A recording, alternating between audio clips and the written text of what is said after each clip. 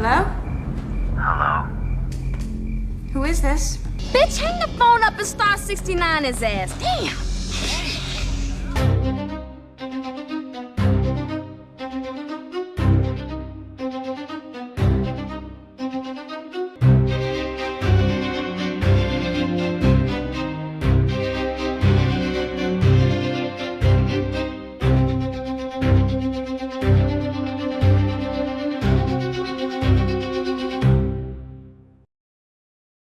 What is happening, nerd detectives? Welcome to another episode of Whiskey and a Mystery. How is everybody doing out in podcast land?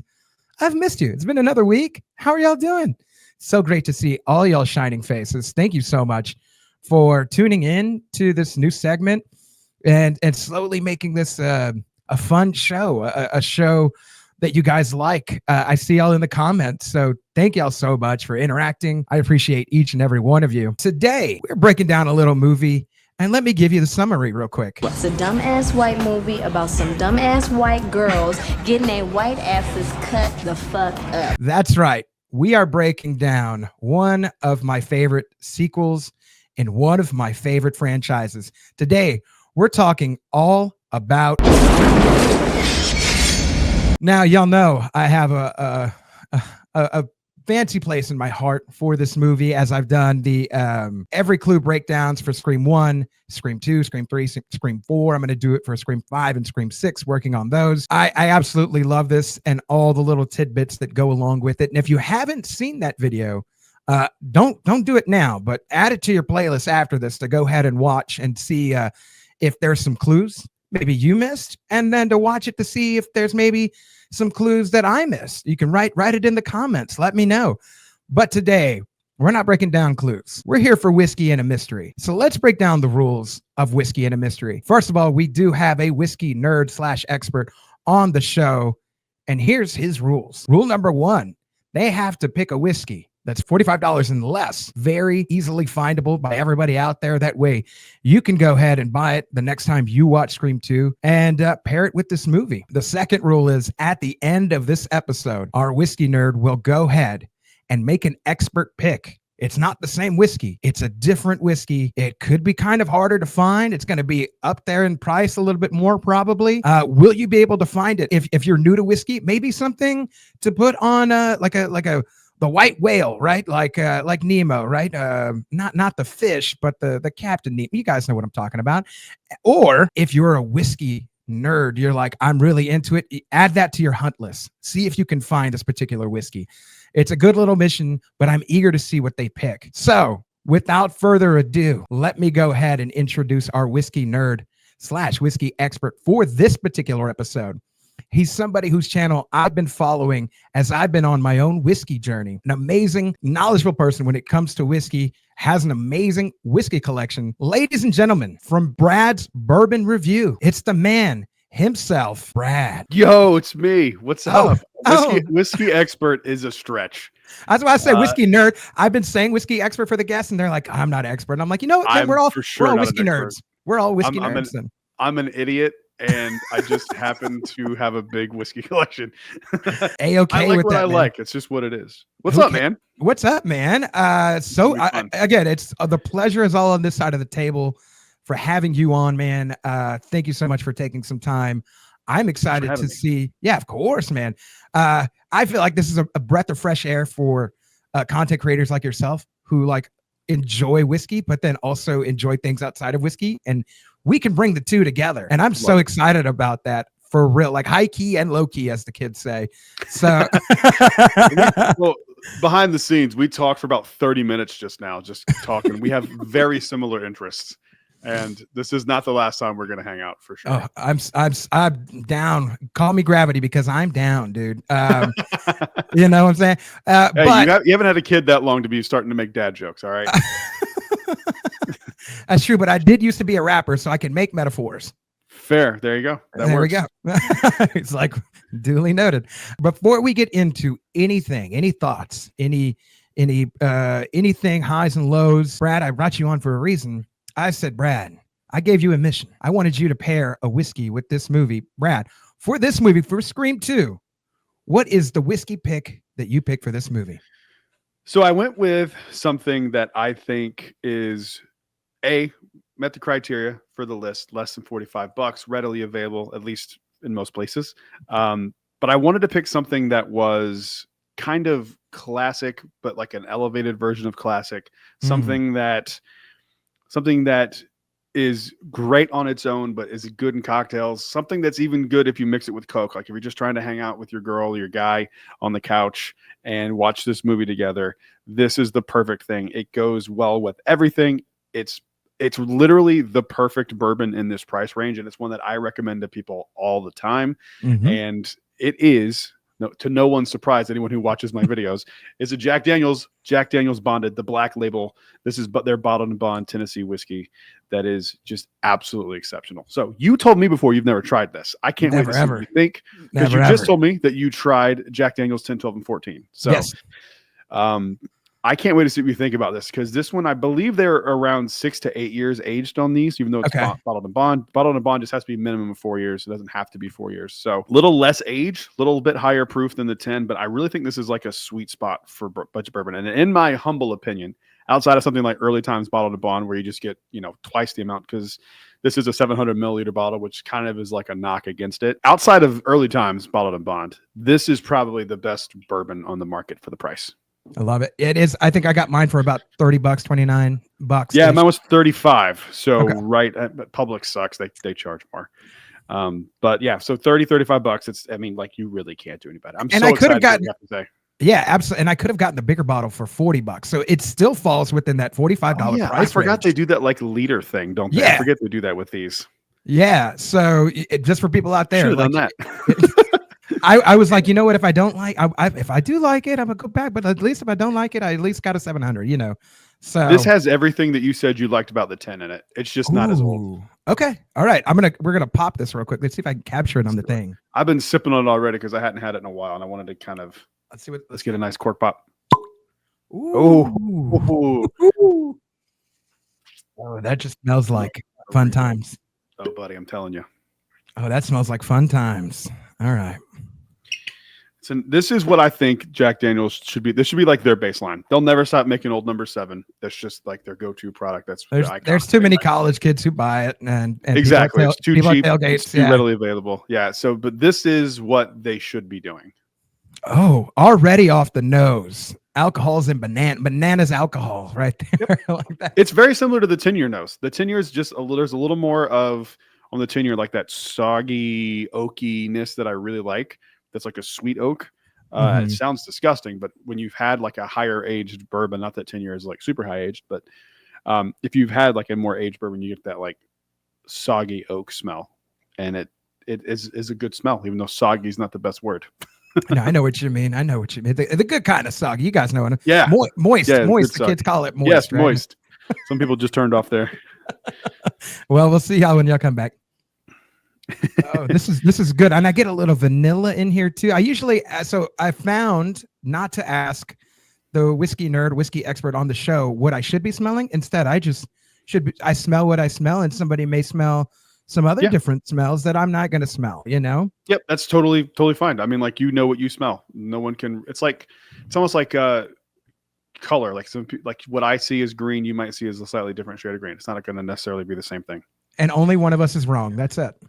Yeah. And it's usually not me. All right. Let me go in on this because it smells incred right here. All right. Here we go. That's so good. Ooh, pinky up. Let's go. Pinky.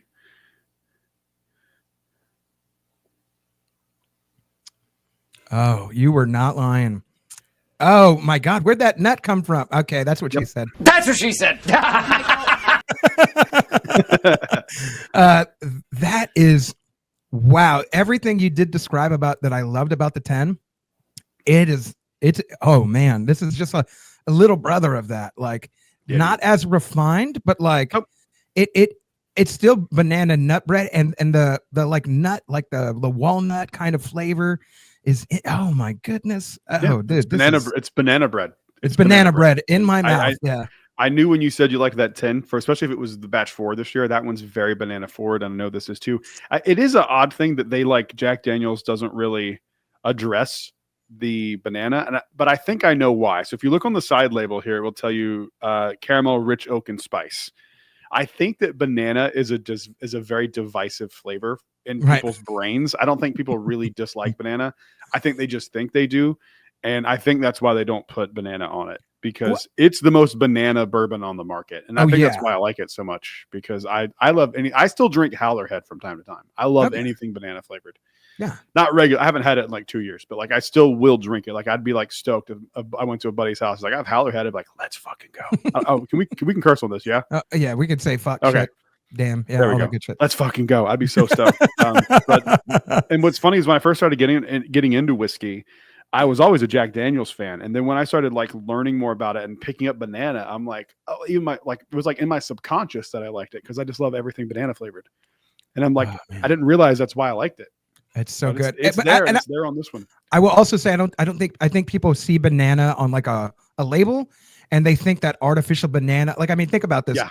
Laffy Taffy banana is not as that flavor is not as good as the cherry or the strawberry or the watermelon one. That's what's divisive to people. Yeah, it's that artificialness. Yeah, this tastes like this tastes like actual banana. Like if I didn't know anything about bourbons, right, and somebody gave me this, I would be like, ooh, they aged it in bananas or banana peels, like, and they were like, no, they didn't do that. They didn't. No, it's not distilled banana peels, but it tastes like it is.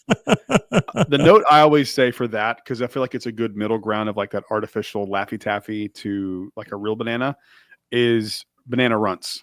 I heard you say banana runts, and I was screaming at you couldn't hear me. I was screaming at my car radio though, as I had it blaring from YouTube. I was like, but it's beyond banana runts, man. It's fucking banana nut bread. Like, this shit is so much better than that. It is, but every once in a while you'll get something that's like a little more artificial, and it's like, that's what it is. It's not quite banana Laffy Taffy, because I've told people banana Laffy Taffy because it's just like the normal reference, and people are like, it's not quite that, and so that's like the middle ground I've had from like it's like natural banana runts, and banana Laffy Taffy. But plus on the runts, there's like a little soury too. It's not fully sweet. There's like a little something extra to it. Yeah. That's good. Yeah, I like this one. This is great. This passes now the test right here. I love this. Let's go. The other one you need to try in this. They're all three are really, really good, but the bonded rye is actually probably arguably better than this one. Ooh, okay. All right. Yeah, I just really like this one. It's like a preference, but like objectively speaking, the bonded rye is better. And it's same thing, $35. It's bottled and bond. It is perfect in cocktails. It's perfect by itself. Like it's the perfect budget rye. As I'm sipping this too, how did this remind you of Scream 2, or what reminded you of Scream 2 with this? So when I was rewatching it, I have actually watched it twice this week. My niece is in town, and she was completely randomly going through all the Scream movies, but she was kind of watching them backwards. Okay. She watched like the two newer ones and kind of went back and watched 1, 2, 3. I think she stopped at 4, but I know she watched 1, 2, and 3. And so I came in, I was like, "Oh, you're watching Scream 2?" I was like, "I need to." How funny! Perfect.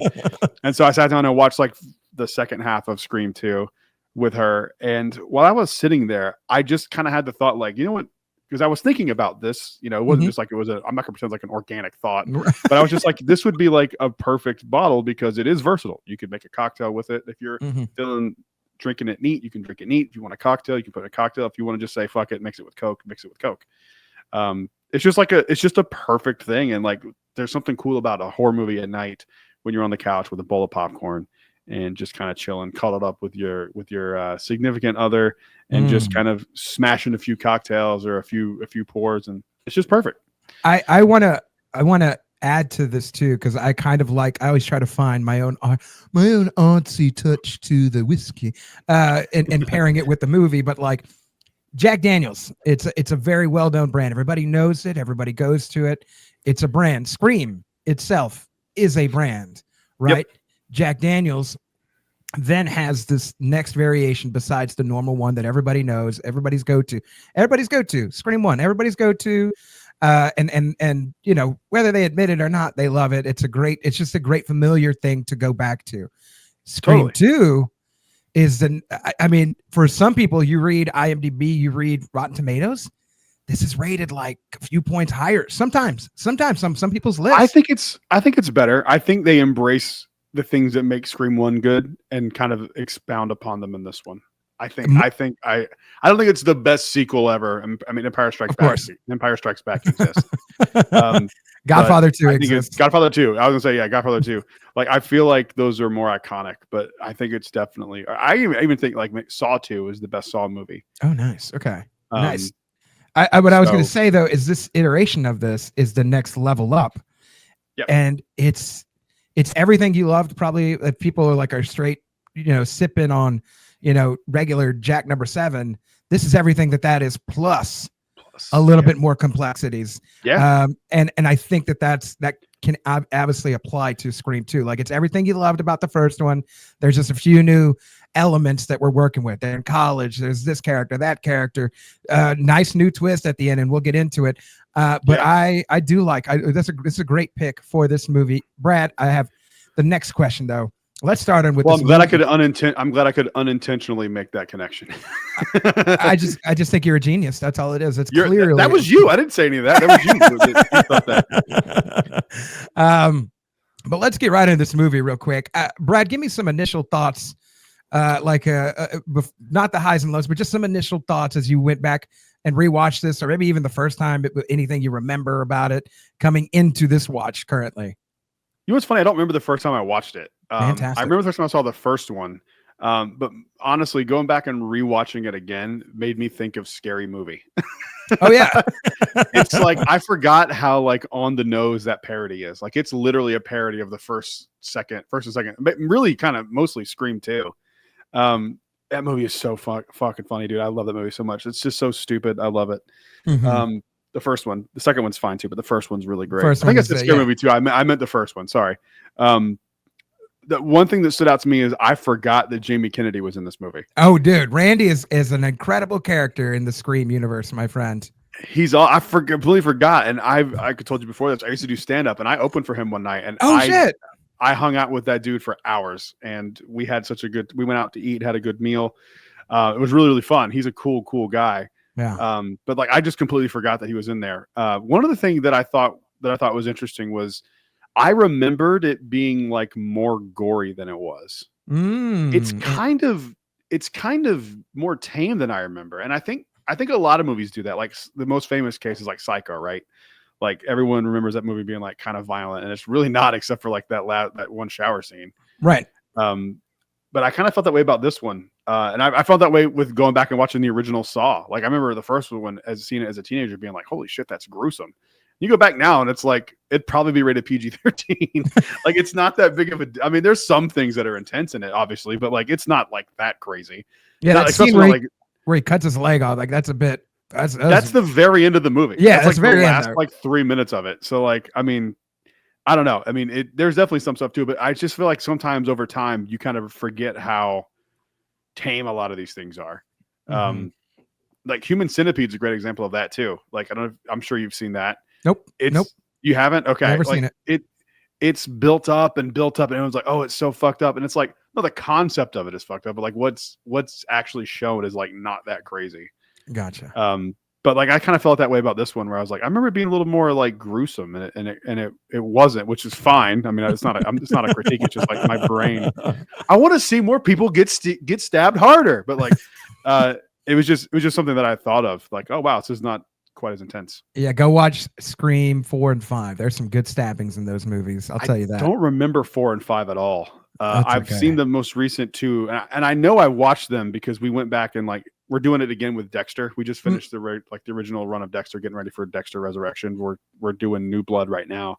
Nice. And so anytime like I'm gearing up for something, I like to watch all of them. Star Wars, every time a new movie comes out, I've watched all of them. I do it for everything. So I know I've seen them, but like I feel like it kind of blended in because we watched them like really quickly. Yeah, no, it's all good. Scream 5 does start off with one of the most gruesome attacks. Like, it's very gruesome.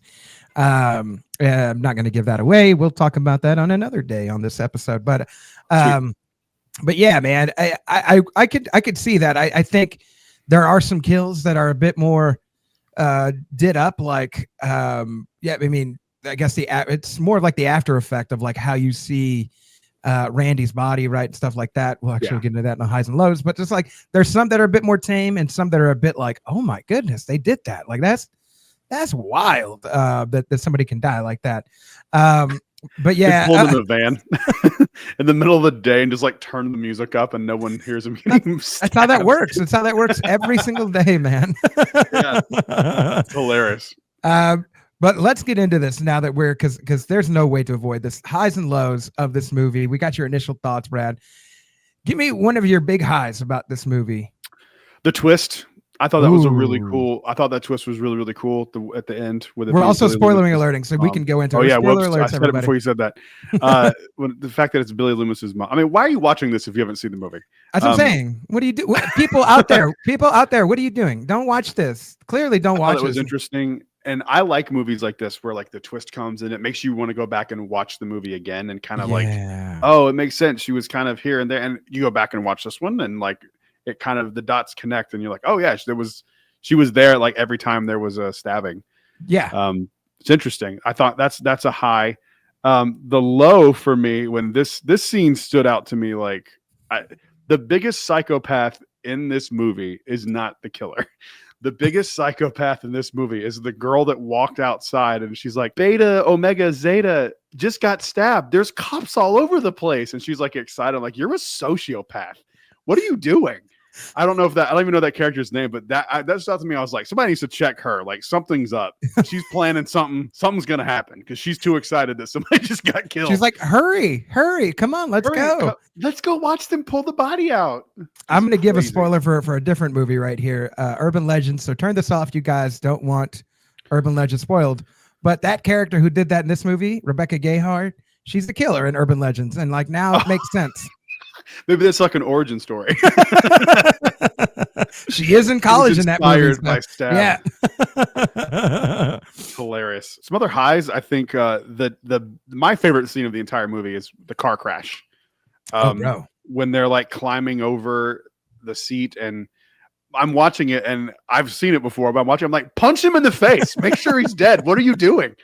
And like as they're climbing over, that scene is so well done. It is the intensity of them. Like one thing that's stupid is like you can see them like pulling the cage back, and it's clearly rubber. It's like it's bending as they're like, it looks so silly, but like the tension of them like climbing over the body, and like the thing it's kind of lame is like they turn around, he's gone. Like no one's one of you is facing the direction of the car. No one saw him get out. Right. No, the answer is no. The answer is clearly no, Brad. That's a low, but that scene is like so suspenseful. It's like because they drag it out like the perfect amount of time. Yeah, it is drawn out so well. I think they did a great job on that. Two scenes in this movie that do that cat and mouse type of thing. It's that one, and then the Gail in the recording studio when she's running from the killer, like hiding behind the walls and like moving that way. The tension on both of those scenes is just, it's turned up to 11 in the words of This Is Spinal Tap. Like it's turned up to 11 in those scenes for sure. I use that reference all the time because we're a similar age. Like we get it. We get it. I use it all the time. Like this is exactly in that bottle, just amped up to 11. I say that all the time. I love that. I think I was just thinking of too, one of the fun kills now that you said the car scene was the funny, crazy death kill is like that pipe goes through that dude's head. Yeah. Yeah, dude. That's wild. That's a wild way to die. And I when she first sat up in the back of the car, I was like, what is she gonna do with the pipe? Is she gonna like take it and hit him with it? Because it's just chilling there like in her face. That's my favorite scene of the movie. Okay. Nice. I love it. I think it's just, I love tension like that in horror. I think that's when horror excels, because like you're like, is he gonna wake up? I still think you should beat the shit out of that guy, make sure he's dead. But I have yet to see a Scream movie where somebody trains MMA and they like beat the shit out of the killer. You know what I mean? Like they fucking leg kick him. They leg kick him. They could get him into submission. They could fuck this dude up. Like just choke him out and then take the mask off. That needs to be in the next one. That needs to be in the next song. It has to be. That needs to be the next Scream movie. Next to be next Scream. Yeah. Yeah.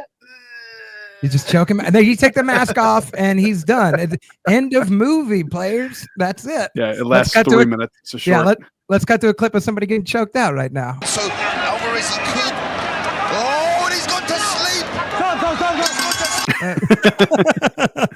You know what I thought would be really cool? I thought it would be fun if someone did like a fan film of the actual movie Stab, like the whole thing. I want to see the whole thing. I think that'd be really fun. Yeah, I like that. I'd like that a lot, actually. Or It'd be really cool. Release the Rodriguez cut. Like he directed that. He directed that whole thing for Wes Craven. I don't know if you know. I didn't know that. Yeah, he directed it, and then he gets credit in Scream 4. They go back to watch Stab, and at the beginning it says a film by Robert Rodriguez, which is a nod to him directing the scenes that are in Stab. Yeah, that's so cool. He's awesome. I love that dude. Yeah, he's so cool. And it's because they were Dimension, right? Dimension, they were making his movies, Miramax, right? So like they connected him with Wes Craven, and awesome. Wes had him direct that. It was so fucking. Oh, we're speaking of him directing Stab. I thought the opening of this is utterly hilarious and so meta with oh God, who is it? Will Smith's wife, what's her name? Jada Pinkett, yeah. And Omar Epps, like them two as a couple is hilarious. Them being so meta about like, it's just a dumbass white movie about some dumbass white girls getting cut the fuck up. That's hilarious because that's what it's about. Like, yeah, it is. It's great. And you know what's funny, man? Like with real life tragedies, I don't think they would ever do that scene now in like a major motion picture thing about like something like that taking place in a movie theater. No, you couldn't do it. You could not do that. I mean, it's that I don't want to ever go see a movie like that. That's what it felt like going to the Star Wars marathon, minus the murdering. But like it felt like when I went to go see all 9 StarArs movies back to back to back to back to back to back to back to back to back to back. Did you wear a diaper or something? I mean, what'd you do? No, it was in a movie theater. We were able to. They were open like for 36 hours or something crazy. Wow. It was something ridiculous. That sounds like some shit that Alamo Draft House would do. We have those a lot in Austin, right? Like I feel like they've done that and the Lord of the Rings ones. Oh, that'd be fun. Lord of the Rings would be dope. But Star Wars is a lot. But like some of the scenes, you get people jumping up playing with lightsabers and shit. Like I hate those kinds of experiences. Like that's not what I'm here for. I stopped going to them because of that. I'm like, I'm good. I'll go see it on opening night with the serious dorks that want to actually pay attention to this. You sound like, okay, so there's this crazy story. You ever heard the story about Leonardo DiCaprio renting out a movie theater with him and his girlfriend? Is that a real thing? I saw that going around a few years ago. That's real? Oh, no, it's a real thing. His 19-year-old girlfriend. But she was like, he got up and had his lightsaber and started acting out the scenes. And I'm like, why wouldn't he? Like he's a fan too. That's wild. Yeah. I just can't imagine him do it. He was good. He was in the running to play Anakin. Oh. He like was approached about it, I think, and then turned it down or something. There's some story about that. Wow. Well, I mean, kind of good for him. Like, it makes sense. Yeah, kind of good for him. Like, he chose to do the Man in the Iron Mask, instead of this. Yeah. Who knows? I think he made the smart choice. Especially with only doing one movie. I feel like though, if they'd have gotten him, they probably would have kept. I think the prequels would have been different. Oh, absolutely. I don't think you get Leonardo DiCaprio and then like abandon him. Yeah, no, like they did Jake Lloyd. Poor kid. Not at all. Jingle All the Way is awesome. It is. It's a fun movie. It's double time. You know what I mean? It's double time. Yeah, come on now. I'm gonna go and see Phil Hartman. He's got a reindeer. That's all I can do. That's about as much as I can do. Let's cut to a clip of Jingle All the Way.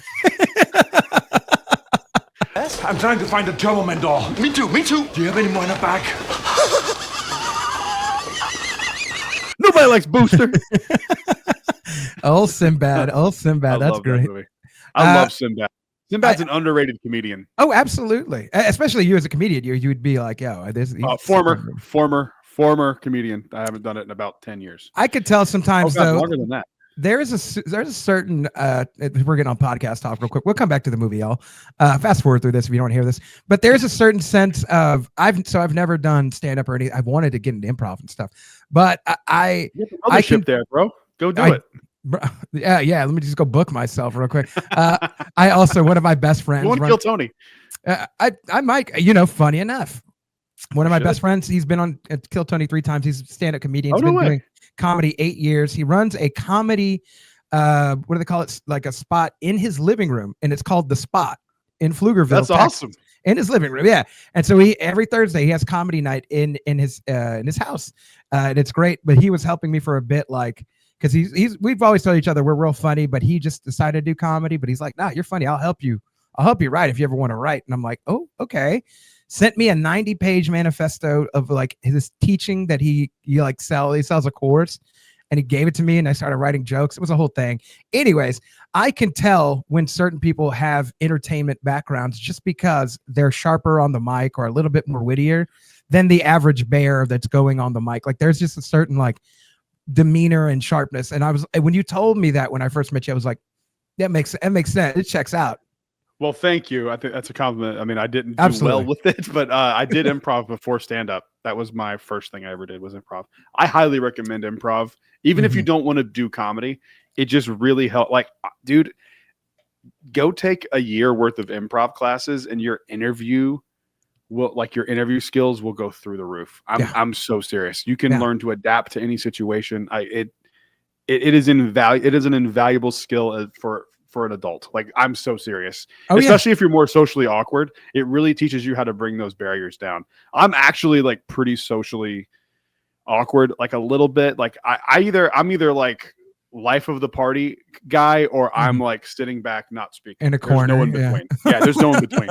It just depends on like how comfortable I am. But like, I highly recommend anyone getting into improv just for the skill of it, because it really will help you. Do that, or do 8 years of 2 different podcasts where you're interviewing guests, including MMA fighters, dating coaches, dating therapists, your friends. You could just do that for 8 years, and then like that works too. That works too. You could do 8 years of that and just hours of interviews. Yeah, that'll work for sure. Thousands of personalities, you could do that, or just go do the year of improv, one of the two. Just do your year improv, and also too, it'll help you get over public speaking. That's the good thing about public. Like I work in the corporate world, and the amount of like there would be opportunities for you if you're not scared to talk in front of people that just other people will just not take because they're fucking petrified of it. Now it's different because if I'm going on stage, it wouldn't be to be funny, so there's a lot less pressure. So like you take that out where you don't have to like be funny and just present something, and you can kind of be funny, like, but it's not like that's not the point of being on stage, dude. I have zero fear of it. Zero. I can get in front of 100,000 people and have not a fucking shred of fear. Same here. I work in tech, and so a lot of the times if there's presentations or demos, I love it because there's a lot of shy people that work in tech. Yeah, and I'm like, all about it. I'm like, all right, let's go. It's truly like an impressive thing because most people just can't do it. Yeah, like, most people just will not do it. And if you can do it just kind of well, it's just an incredible. Like I truly recommend it. Yeah. Absolutely. Anyway, back to the movie we're talking about. Back to the movie. Let's get back. Sorry. To it. But yeah, no. You can tell we're besties already. Everybody already knows these things. Dude. Yeah, we're gonna cut up some fruit in the basement after this podcast and do karate in the basement. Let's do it, man. So much room for activities. So many room. So the beginning of the movie, though, I do love it because unlike the first one, where it's somebody at home isolated, you get a kill in public, and then it lets you know you're not safe anywhere. Like, this is scary. This is actually scary. Yeah, I mean, like the whole coming back from the bathroom thing is just so wild that it is a really chilling scene. And the thing that makes it almost funny is when she's like bleeding out on the stage and everyone's still kind of cheering, and then they kind of all have that moment of like, this is real. She's actually dead. Yeah, that's wild. Again, they would never do this now. And then when you hear Sydney talk to Randy, and she's like, they thought it was a publicity stunt. 300 people watched. Nobody did anything. They thought it was a publicity stunt, for Christ's sake. And would have been a good one, too. And you think about that. Like, the audacity of people to think just because stab is like happening, the publicity stunt is have a fake kill go on at the movie. Like, during the movie, that's what they want to do. They want to have a publicity stunt of them ruining the fucking movie, and like that's not press. That's an incident. Someone's dead, yo.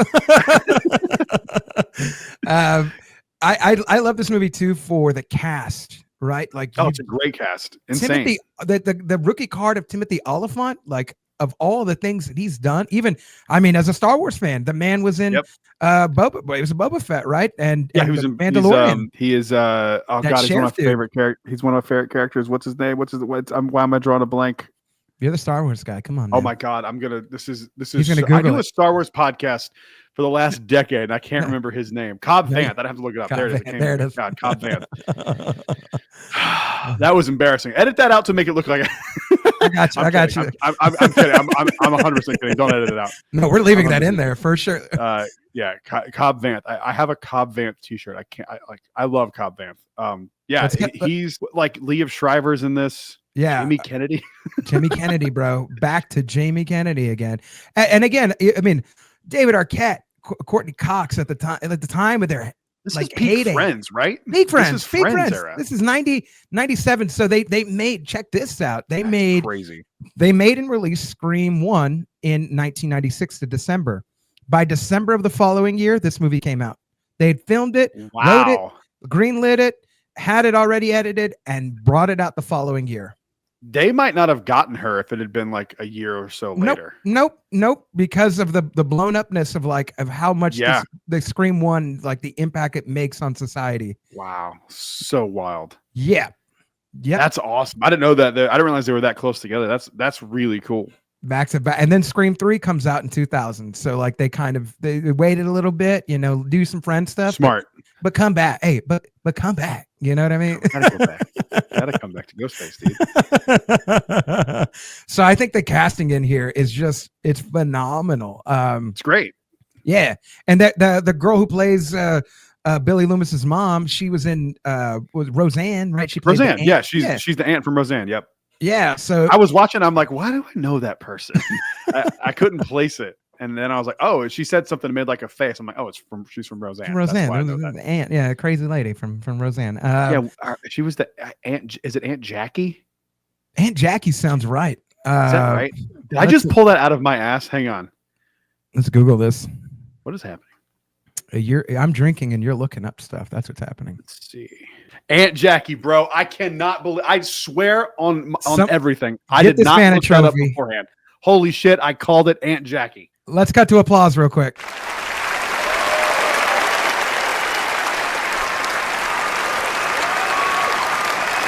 We just got to an applause. There it is, right there, man. I can't believe I pulled that out of my ass. I watched Roseanne a lot growing up, but like I can't believe I pulled that out of my ass. Holy shit! I'm actually impressed. Thanks. This memory brought to you by Jack Daniels. For all of your classic memories, go ahead and drink Jack Daniels Bonded. Are you pressing a memory? Jack Daniels. I also remembered what her name was, Laurie Metcalf. Again, this memory brought to you by Jack Daniels. This flashback brought to you by Jack Daniels. It's like Futurama where they play ads in your brain while you're sleeping. I was just thinking of Beer Fest where they couldn't remember where they needed to go until they got drunk at the end. Yeah. The alcoholic repressive memory. I haven't watched that movie in forever. Holy shit, I forgot that existed. This memory brought to you by Jack Daniels. Hello. Oh, man. All right. What do we got on the low? I feel like we're giving this movie too much praise. Wes Craven's doing too great on this. Luke Wilson in here with Tori Spelling on that clip. Just sorry, before we cut to some lows. That is utterly hilarious to replay that scene from Scream 1 where it's in Stab, seeing Luke Wilson, seeing Tori. It's just hilarious. It's just hilarious. It's just hilarious. His hair is wild. Was that a joke of the time? Like, were they mocking that, or was that sincere? Well, they just over exaggerated. So in Scream 1, Billy Loomis's hair is sort of kind of like it's got that sort of. It's not like that. It's not like that though. It's an exaggerated. It's not even doesn't even have a part. Like he has it more like mine, but it's just more like too much to one side. It's like a little too long, right? And he slicks it back. That's an exaggerated version, and that's what makes it funny. That hairstyle makes it so much more funny because you're like, damn, bro, they really didn't love you like at all. I love the scene where Jamie Kennedy gets upset with who plays him instead. Oh yeah. At least you get David Schwimmer. I get the guy who drove Jane Seymour's stagecoach for one episode of Dr. Quinn. Yeah, speaking of Friends, like bringing up David Schwimmer, it's so funny. It's hilarious because I think there's a line in there where like they say like something. They were like, oh, when those pictures went out of you, the topless pictures, and she was like, it wasn't me. When she starts smoking? Ever since those nude pictures on the internet. It was just my head. was Jennifer Aniston's body. A lot of Friends references going on in here. Yeah. Because like Friends was popular when it first came out, but it wasn't like the phenomenon until like what, season 3 or 4? Yeah, they had a few seasons.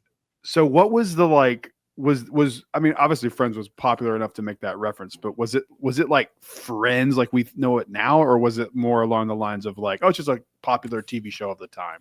That right there. It didn't get popular until like the latter, like 98, 99. And then people went back to watch the syndicate and they're like, oh my God, this show is really funny. Oh my God, like this is great. Friends is like my comfort food. I will throw that on at any time and watch it. Any season, I don't care. I love all of them. I feel like white people love Friends. We do. On behalf of white people, we do love Friends. This ad brought to you by Jack Daniels. This episode of Friends brought to you by Jack Daniels. Let's cut to a clip of Friends real quick. We were on a break. We were on a break. That's the clip I used. That's the clip I used. Actually, that's the clip I used. Let's go. All right, we need to talk about some lows because there has to be something wrong with this movie, man. Brad, give me some stuff that you looked at and you're like, that's silly. That's real silly. The only thing I can think of was the thing I already brought up, where it was like, how did you not like make sure that person was dead? You had him in a vulnerable position. Like you two could have crawled up there and just beat the fuck shit out of him. Dude. He was out, and you just he like you, or I mean, you could have taken the mask off. You could have done a lot of things, and you just didn't do it. That's the one thing, like, that drives me crazy. And then anytime they and they made this joke in Scary Movie, like anytime they like push a bike down the stairs in front of him to try to stop him, you're like, that's not gonna fucking do anything. That's nothing. That scene in Scary Movie is so fun. With like she throws like the piano and like all this shit down. Like, she throws her grandmother. Yeah. Let's cut to a clip. What's that, dearie?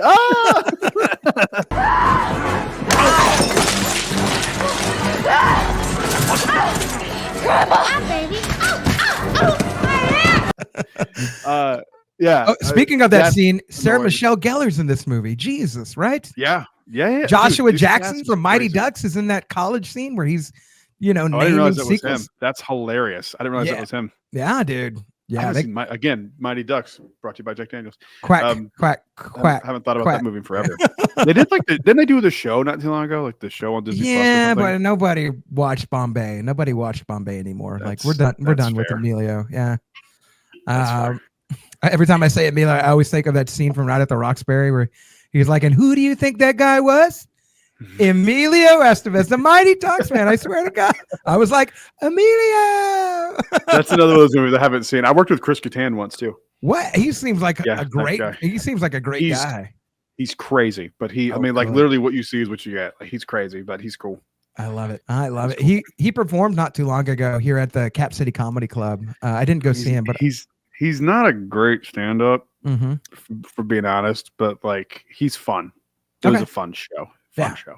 I felt like I got that with Rob Schneider. Like he came and performed, and Rob Schneider's actually pretty funny though. Like his stand-up it's not the greatest thing ever, but like he's brave. He says shit that kind of goes against the grain. Yeah, this was like 2016 or something, and I was like, "That's funny." You peak Rob Schneider. You had peak because I worked with him a few times too, and he always did long shows, but he was always funny. Hey, it was like an hour 15. He did a nice little bit, but like it was. There's some moments were a little lowly, but some moments were like, I didn't know you were that funny. That's good. I thought you just did the Meister bit. He's got some good stuff. Yeah, he's got some good stuff. He's funny. That's good. I think a low for me in this movie is the fact that we missed Timothy Oliphant for 45 minutes, and you have to be like at that point, be like, "You're the fucking killer, aren't you? You're the killer." Yeah, that's a good point. I mean, it's not as many convenient times as they show up as like the mom. She shows up more frequently. I did a thing, and I'll send it to you after this. I did a Every Clue and Scream 2 breakdown. Oh, cool. And it does talk about how essentially Mickey goes with Sid and her friends and is tracking her, and Miss Loomis is following Gail the whole time because they're targeting two separate people. Near the two can cross lanes because if Miss Loomis were to follow Sid, she'd be recognized because instantly she comes out and she's instantly recognized. So she couldn't never be close to Sid if she wanted to continue the plan. She had to be close to somebody who didn't know who she looked like, what she looked like, anything like that, that didn't recognize her. And so one's tracking one and one tracking the other. That's the two. It's basketball. They call it a man-on-man defense, right? Like you're tracking one party, you're tracking the other party. And all the kills that are done, or all the stuff that's happening around Sid is always Mickey, and all the stuff that's happening around Gail is always around Miss Loomis, right? Because she calls Gail's phone, right? And Randy picks it up.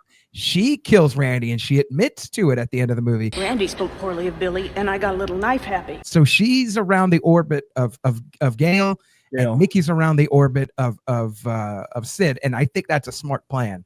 I'm giving this movie too many highs. Damn it! Your low turned into a high, bro. Did I miss anything? How and why did they get connected? Did I miss that? Yeah. So at the end of the movie, I'll cut it in right here. We met on the internet, psycho website, classifieds. Mickey here was quite fine. That's right. Yeah. Okay. Yeah. And then he's like, college is a little expensive. You gotta have funding. Timothy Olyphant's delivery in this movie is just hilarious. Once he's in full, I mean, it's funny before, but once he's in full killer gear, he's just hilarious. Yeah, well, shh, that'll be our little secret. He's a great actor, dude. He is an underrated actor. Mm-hmm. That dude's a fucking machine. He's awesome. Justified was so great. It's such a great show. It is a great show.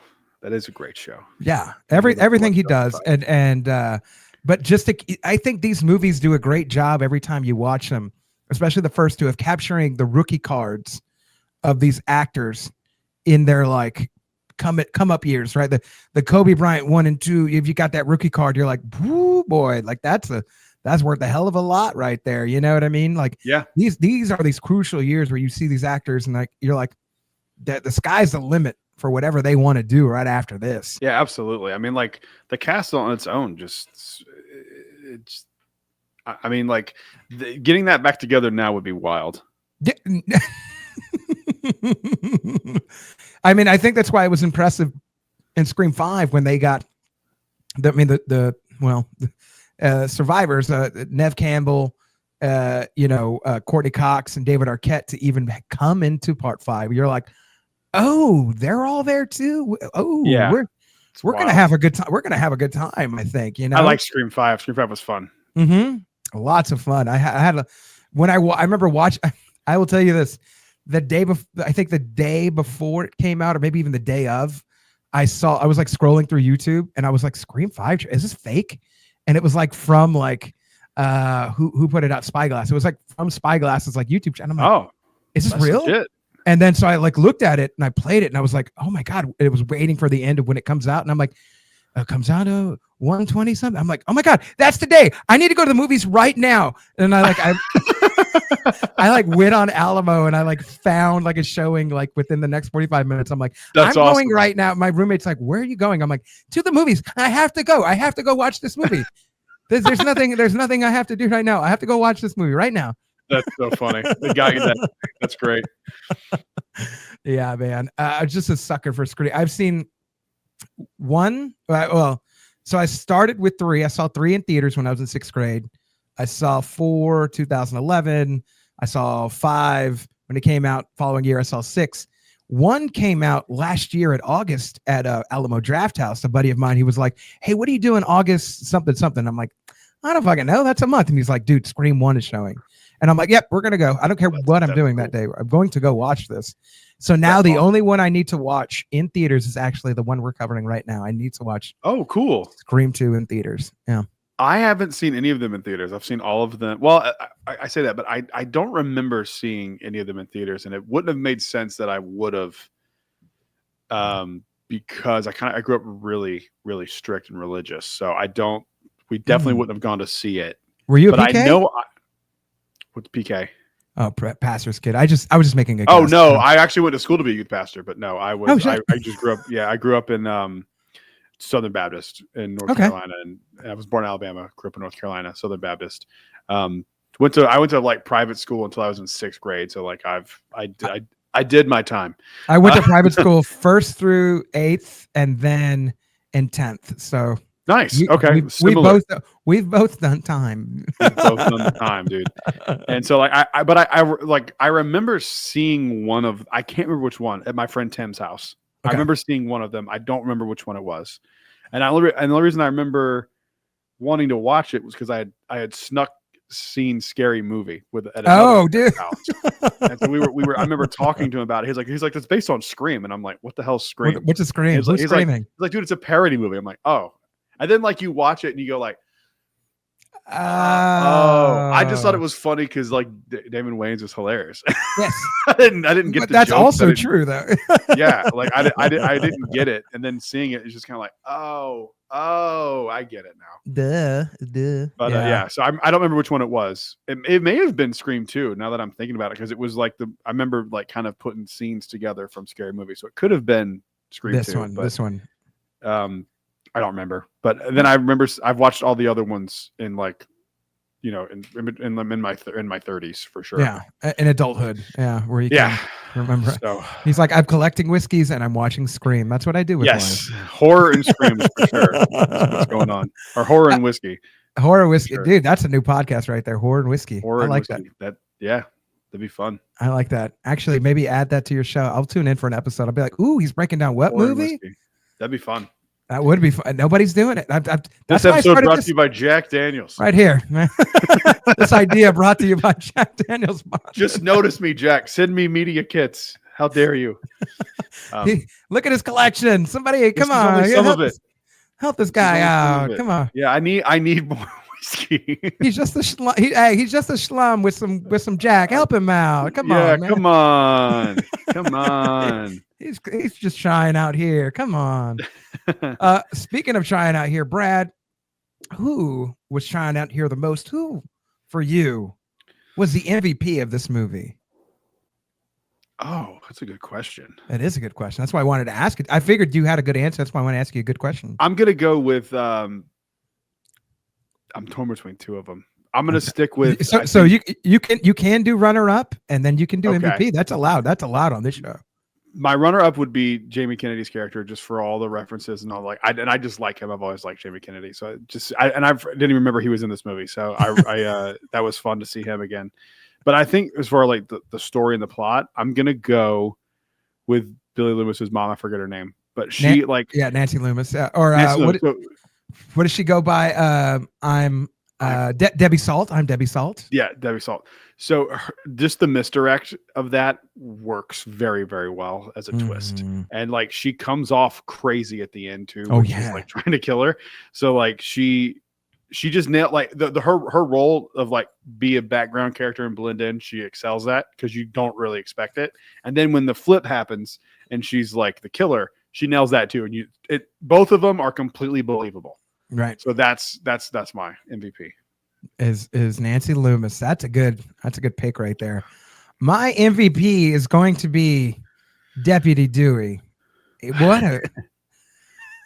Because he shows up and you're like, I didn't know how messed up you were. And he's just like limping around and like just doing his thing and trying to help Sid. And one of my favorite scenes is when him and Gail are like searching for the killer and like pulling people off their cell phones in the park, because there's a scene, and I'll put it right here, where they pull the phone from a girl and she like looks at them. And everybody has to remember at the time, like this wasn't like now where like we have our cell phones, right? Yeah. And you could just, they showed a clear plastic phone in this movie. Do you remember those? Like you could see the gears and the gears that didn't do anything. It was like, oh, it's the gears for my phone. You're like, oh my God, I need to see them as I'm calling my friends. How do I know the gears work if I can't see them? Give me the gears. We need more gears. We need more gears. We need all the gears. A lot of gears. So many people are saying. A lot of gears. We need them. We're just those gears, unbelievable. They walked in the room. I said, wow, so many gears. Wow, so many gears. Great gears. Fine plastic, white plastic, the best plastic. I'm gonna stop. Like I thought I did an okay one. Like this is fucking great. A lot of plastic. Some people would say too much plastic. I would say not enough plastic. But some would say too much. Not enough. Jesus Christ. I could do that for an hour. It's so fun to do his voice. We're going to do this after the podcast. We're tuning in for OnlyFans. Me and Brad are just going to do. Up next on Patreon, we're going to just do that hour and a half of Donald Trump. Of whiskey and Trump reviewing, Donald Trump reviewing Scream 2. A lot of stabbing. More than the first. Some people got stabbed. I told them not too many stabbings, but do some stabbings. It's a lot. It's a big stab. Cut to a clip. I lost the voice. It's gone. I completely fucking lost the impression. I'm just like saying things that he would say now. Oh my God. We'll be right back. We'll be right back. Holy shit! Yeah, the impression like lost like a few examples ago, but whatever. But the okay, so Dewey, right? So Dewey is my. But this is a time when people are like on cell phones, right? And you're paying by minute. Like you have maybe you're paying by 100 minutes costs you like $100,000. Like it's expensive as fuck. No nights and weekends. It wasn't the weekend. All of them were anytime minutes. Like you were spending your anytime minutes. There's people watching this going, what the fuck are they talking about? Google it, bitch. I have no idea what we're talking about. Did you call them collect? I called my mom collect plenty of times in the movies, so that way I didn't have to spend money. I remember doing that too. I remember you'd hang up or something and they'd call you back so they didn't get charged or something. I would do the thing where like I would call and be like, please insert your name, and I'd be like, hey mom, come pick me up. And then like she wouldn't pick up the call, but she would know. She would say hear no. Okay. I remember. Yeah, they'd be like, oh, it's like a prison call. This call is coming from. Right. There was a commercial about it where it's like, oh, we had a baby. It's a boy, and they're like, would you like to accept the request? And they're like, no. And they're like, who is it? You're like, it's Brad. He had a baby. It's a boy. That's so funny. I just love the idea that people are like, there's people watching this who are like probably in like their 20s. They're like, what the fuck are you talking about, dude? Go YouTube, like man. George Carlin used to do 1-800-COLLECT commercials. Yes, he did. That's crazy. Major Payne did 1-800-CALL ATT. I remember. Oh my God, you're right. Save a buck or two or three. You remember this? Save a buck or 2 or 3. Yeah, I just said it when you said it. Save a buck or 2 or 3. Yeah, dude. Holy shit. It's because we're best friends. That's why we dude. each other. That's wow. Yeah. What a friggin'. But Dewey pulls the phone. They pull the phone from these people, and they're like, dude, I have just spent $7 per minute trying to you just pulled the phone from me. You know, like what's wrong with you? But Dewey doesn't pay me back for that. Like, please, like, right, you owe me money right now. I'm gonna punch you. But Dewey does a great job. Obviously, too, you think he dies. It's super sad. Like that moment's super sad. I remember watching that for the first time. I was like, that's a brutal. That might be the most brutal kill in the movie, or like fake out kill. Yeah, fake out kill. And then he's there at the end. He's just like, I'm alive. And you're like, bro, you spit up blood on the glass. From your from your mouth and face, like what? How are you alive? In the words of Kanye, houseway. You know what I mean? That's not the only words from Kanye. We'll be right back. We'll be right back. But yeah, like he's my runner-up, but my MVP of this movie, and he is your runner-up, is Randy. Every time they have a good meta voice, like that's what makes Scream, right? Is the meta-ness. It's not just the stabbing. It's not just the whodunit. You could do a stab. You could do a slasher whodunit. They did it in Urban Legend. They did it in I Know What You Did Last Summer. But it's the meta nature of these movies that separates these movies from being your typical slasher whodunit to something that Wes Craven and Kevin Williamson fully create and have you like sucked in on.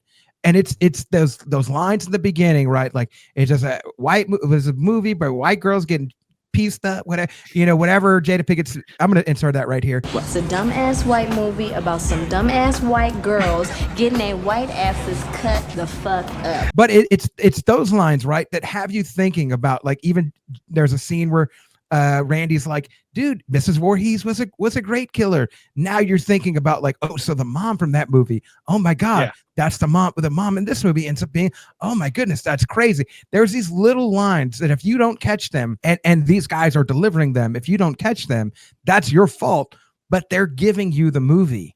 and they're letting you know what happens. And Jamie Kennedy's Randy is the voice of the audience. He's the voice of the writer trying to help you out. Yeah, he's the writer. Yeah, yep. He's trying to help you out to solve this. But if you don't pay attention, that's on you.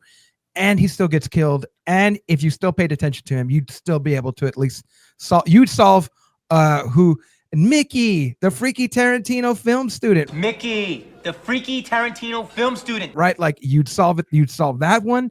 And if you paid attention to the board he's saying, you would at least be thinking, because you're never really going to solve that one, but you'd at least be thinking like, what's Billy's mom up to? Like that is interesting. That is interesting. Yeah. Line right there. You know, well, that's why I was saying at the beginning, like these are fun to go back once you know the twist and then go back and watch them and see those little dots connect. Cause you're like, how the fuck did I miss that? It's like, well, you didn't know the twist. That's why I think you'd like the every clue breakdown videos. Cause you'll look at it, you'll be like, I'm going to watch it 100%. Oh my God. How the, what is going? Yes. Yeah, absolutely. 1000%. I can't wait. It's gonna be a good time. Mm-hmm. This has been awesome, dude. We haven't even done yet. Before you make your expert pick, we need to just cheers real quick before you make your expert pick. Is that okay? Yeah, man. Of course. Is it okay to drink more Jack Daniel's Bonded? Yeah. Yeah. This message. You give me a reason, I'll do it. Brad, right here. This has been an amazing episode right here. Cheers. Cheers, brother. Cheers, man. Clink Shalanti. Boom. There it is. Dude, how good is that? Come on. It's so good. Did I nail that or what? Did I nail that bottle or what? Man, I'm gonna call you a tool store because you nailed it, bro. You nailing everything, bro. Yes. Or Wilt Chamberlain. I'm gonna call you Wilt Chamberlain because you nailing everybody. You know, whatever floats your boat. I could tell some stories off the recording. You're not wrong. Okay, but here is the question right here, Brad. I brought you on for the reason you made the whiskey you made the whiskey pick. We talked highs and lows, but you know what time it is. What is your expert pick for Scream 2? I'm torn, dude. Bring a runner up, but bring an MVP. I kind of want to keep it going with the Jack Daniels, but I feel like the ones that I would you know what? We're going to stick with Jack. It can be anything. Yeah, it can be anything. Since we're talking about Scream 2 still. Yes, we are. We're talking about things that are better than the original, right? Ooh, just yes. Everything you loved about the original just amped up. And we picked a good bottle to represent that idea with the Jack Daniels Bonded. However, there are two bottles in the Jack Daniels repertoire that I think stand above everything else that they do. And the runner-up is going to be the Jack Daniels 10-year Batch 4. This one is excellent. It would pair well with this movie for all the reasons that we just talked about. Oh, that's so good. That's such a good one. But I had that. It's so good. Dude, it's so good. It's just literally like better than the Bonded. It's just elevated. Now, the one that is the actual winner here is the peak of the peak. This is the Empire Strikes Back of bourbon. Creme de la creme, yeah. Creme de la creme. This is probably the best Jack Daniels bottle I've ever had. Maybe the 12 this year is just as good, if not better, but I'm going to go, since we're trying to go a little heavy here. This bottle is something that everyone in the bourbon world chases. This is a Jack Daniels Coy Hill. I was going to say, are you going Coy Hill? Because if you're going Coy Hill, my God. I'm going Coy Hill. I love these. So I have two of these. And this is just perfection personified into a bottle. If you like Jack Daniels, if you don't like Jack Daniels, this is one of those things that's just like undeniably good. And that's how I feel about Scream 2. It is undeniably good. It's better than the original, and it stands on its own. Just like this bottle of Jack Daniels Coy Hill. Oh, big selection right there. Everybody out there, you got some big shoes to fill. Audience, you got some big shoes to fill. If you can find either the 10 or the Coy Hill, and even if you're a whiskey nerd, you are the whiskey man in your group, this is your new white whale.